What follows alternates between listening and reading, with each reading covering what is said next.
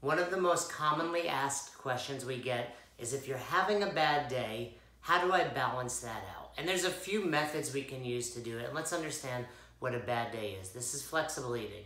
We don't need you to be perfect every single day. Now, the more often you're perfect, the more likely you are to achieve success.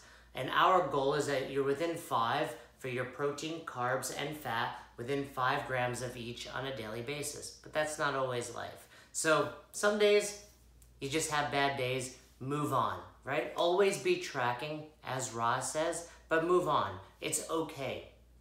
Leave it in the past. But there are days where you're off. And typically what that looks like is somebody brought something into work. Susie brought in cupcakes again. You went out to a restaurant and you weren't sure what you're gonna have, and you wind up overdoing your carbs or your fat. So let's use one of those as an example, and I'll explain to you how you can balance it. You go out to eat, and your carbs are, let's say, 150 grams, and you realize that you're at 200 grams, meaning you're over 50 grams of carbohydrates. So what can we do? Well, we can balance that by eating less fat for the day. So an easy method to do this would simply be chase your caloric intake for that day. So for example, that same person that has 150 grams of carbs, say they get 1,500 calories, cool. Eat to 1,500 calories today. That's how to balance at a very, very simple level. Now what that means is you might underdo your protein and your fat to compensate for those carbs, which isn't terrible. It's one day, remember. You can move on, do your best, get to tomorrow.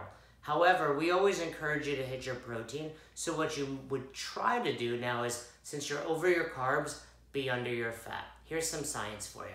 There's 4 calories per gram of carbohydrate. There's 4 calories per gram of protein. So those balance out equally.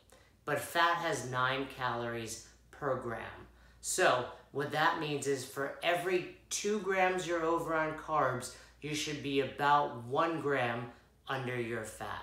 So you're over 50 grams of carbs, we should be under 25 grams of fat. It's not a perfect balance because remember, it's 9 and 4, but for our purposes, it's close enough. And you can just work it the opposite way. You go over your fat by 10 grams, you need to balance out with 20 grams of carbohydrates. So again, 2 methods, actually 3. Method number 1, move on, all good.